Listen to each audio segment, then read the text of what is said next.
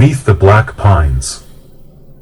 The sleepy town of Hemlock Hollow was nestled deep in the Appalachian Mountains, surrounded by thick forests and towering black pines that seemed to stretch endlessly into the sky. The locals lived quiet lives, many generations old, and the traditions and superstitions of the town had long been passed down like gospel. The most famous, and perhaps the most feared, was the tale of the Hollow Man. It was said that the Hollow Man lived in the dense woods beyond town, a specter or creature that haunted the depths of Black Pine Forest. He was a being with no face, no eyes, and no voice, yet he wandered those woods, waiting for the foolish to stray too far. Over the years, stories surfaced about disappearances, about people vanishing into the forest, never to be seen again. Some swore they had seen him, tall, gaunt, a figure that seemed to blend into the very shadows of the trees, only to emerge when it was too late. As children, Dean and his sister Emily had been terrified of these stories, huddling together under blankets as their grandmother spun her yarns by the fireplace. Dean, though younger by a year, was always the braver of the two. He'd reassure Emily it was all nonsense, just tales to scare children. After all, no one really believed in the supernatural, right? But as they grew older, Emily's fear lingered, while Dean's curiosity blossomed into a reckless fascination. It wasn't long after their grandmother passed away that Dean began to wonder what lay beneath those tall, dark trees. It wasn't that he believed in the stories of the Hollow Man, but there was something about the woods, something about the vastness and silence of it, that called to him. One autumn afternoon, the wind howling softly through the trees, Dean made up his mind. He would go into the forest. Not far, just enough to explore a bit beyond the edges where the other townsfolk dared not tread. He packed a backpack with essentials, a flashlight, a few snacks, and his phone, which he figured might come in handy if he lost his way. Emily, of course, thought it was a terrible idea. "Don't be stupid, Dean," she warned as she stood in the doorway, watching him lace up his boots. "You know the stories. People have gone missing out there." Dean smiled in that cocky way that always made Emily feel like he was invincible. They're just stories. I'm not going far, just a quick hike. I'll be back before dark." She crossed her arms, her eyes wide with worry. "Please don't do this." But Dean was already halfway out the door. He turned, giving her a wink. "I'll be fine. I'll text you when I'm back. Maybe I'll even catch a glimpse of the Hollow Man, huh?" Emily didn't laugh. She just watched him disappear down the dirt road toward the forest, her stomach knotting with dread. The woods were dense, thicker than Dean had expected. The towering black pines loomed overhead, their gnarled branches casting long, dark shadows that moved with the wind. The deeper he went, the quieter the world became. Even the birds seemed to avoid this part of the forest. There was only the sound of his own footsteps crunching over dead leaves, the occasional snap of a twig, and the soft whistle of the wind through the trees. At first, Dean felt exhilarated. The air was crisp, and the thrill of exploring the forbidden woods sent a surge of adrenaline through him. He kept his flashlight off, the dim afternoon light filtering through the canopy enough to see by. The path he had followed for the first mile had slowly faded away into the underbrush, but Dean pressed on, determined to go just a bit further before turning back. That's when he saw it. About 20 feet ahead, a figure stood between the trees, barely visible through the thickening mist. It was tall, unnaturally so, its head almost brushing the lower branches of the pines. Dean's breath caught in his throat. The figure was motionless, like a statue carved from shadow, its long, gaunt body blending seamlessly with the darkness of the forest. He blinked, and the figure was gone. Dean shook his head, his heart pounding in his chest. It had to be a trick of the light, the mist playing with his vision. He continued forward, but now his pace had slowed, and he found himself glancing over his shoulder more often than before. The deeper he went, the more the forest seemed to change.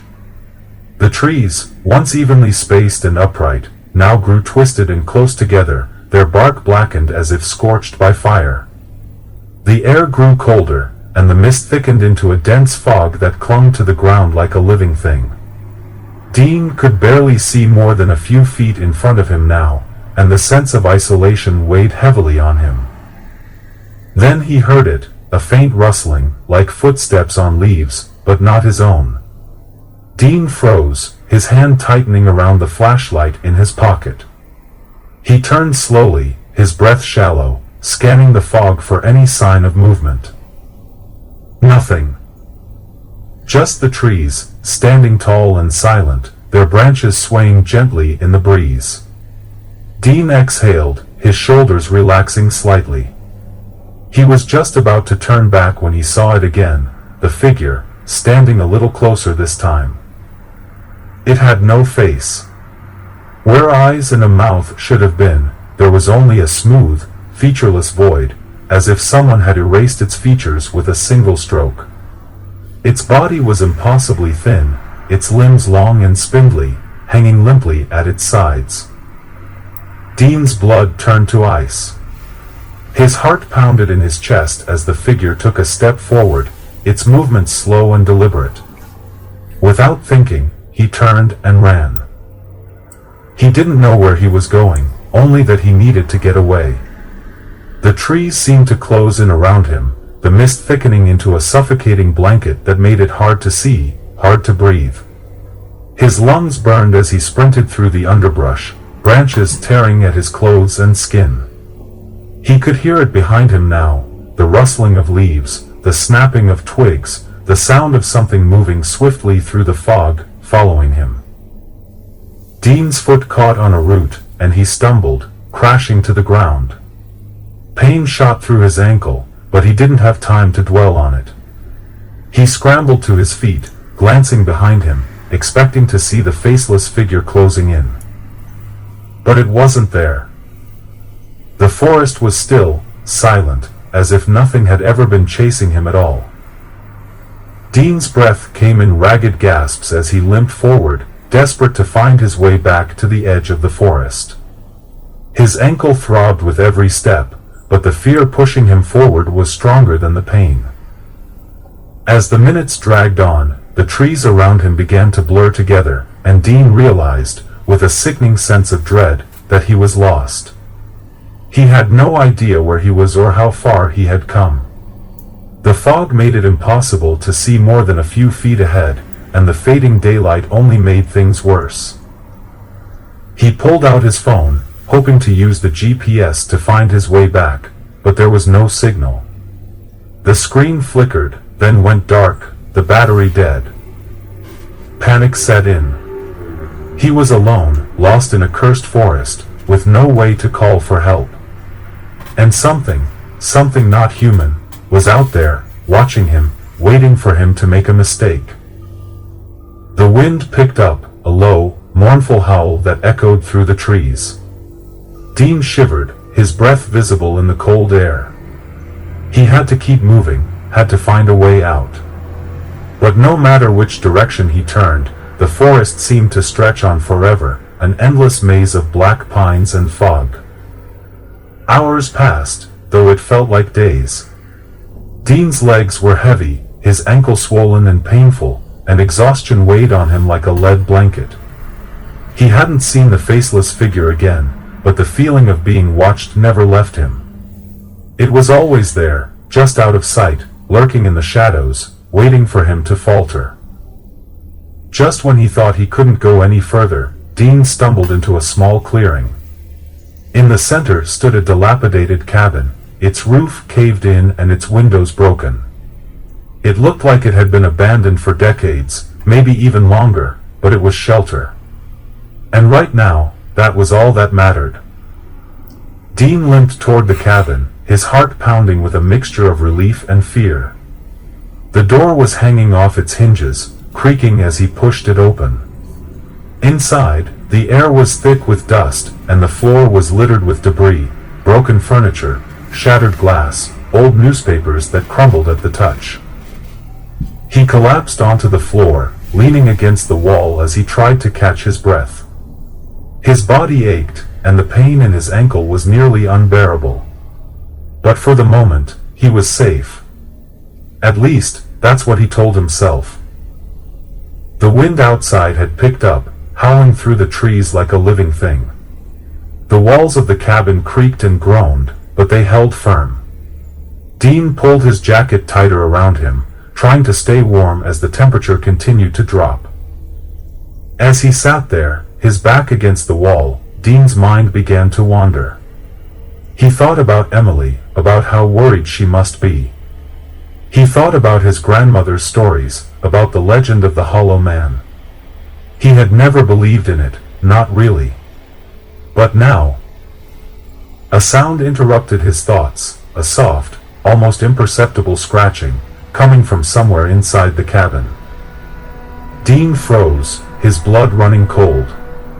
The sound was faint, but it was there, just at the edge of hearing, like something scraping against wood. He held his breath, straining to listen. Scratch. Scratch. Scratch. It was coming from beneath the floorboards. Dean's heart pounded in his chest as he scrambled to his feet, ignoring the pain in his ankle. The scratching grew louder, more insistent, as if whatever was beneath the floor was trying to claw its way up. He backed away from the center of the room, his eyes scanning the floor for any sign of movement. The floorboards trembled, dust rising as something pressed against them from below. Dean's breath came in short gasps as he stumbled toward the door. But before he could reach it, the floorboards burst open with a deafening crack.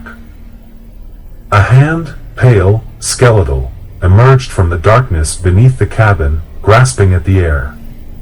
Dean's scream caught in his throat as he stumbled backward, his eyes wide with terror. The hand was followed by another, and then a head, smooth and featureless, like the figure he had seen in the woods. The Hollow Man. Dean's mind raced, every instinct screaming at him to run, but his body was frozen in place, paralyzed by fear. The creature pulled itself up through the hole in the floor, its tall, gaunt body unfolding like a spider emerging from its web. It stood before him now, towering over him, its faceless head tilting to one side as if studying him. Dean could hear his own heartbeat in his ears, pounding like a drum. The Hollow Man took a step forward, its long, bony fingers reaching for him. Dean stumbled back, his legs giving way beneath him as he hit the ground hard. Pain shot through his ankle, but he didn't care. All that mattered was getting away. But there was nowhere to go. The Hollow Man's hand brushed against his face, cold as death. Dean's vision blurred, the world around him fading into darkness. He tried to scream, but no sound came out. Then, everything went black. Days passed before they found him. The search party had combed the forest for miles, but it wasn't until a hunter stumbled across the old cabin that they found Dean. He was lying in the center of the room, his body cold and still, his face twisted in a final expression of terror. There was no sign of what had killed him. No wounds, no blood. Just the look of pure fear etched into his features. The people of Hemlock Hollow whispered about the Hollow Man, about how Dean had gone too far into the woods and paid the ultimate price. Emily stood at the edge of the forest, tears streaming down her face as the men carried her brother's body back to town. She had warned him. She had begged him not to go. But now, standing there in the fading light, Emily knew the truth. The Hollow Man was real. And he was still out there, waiting.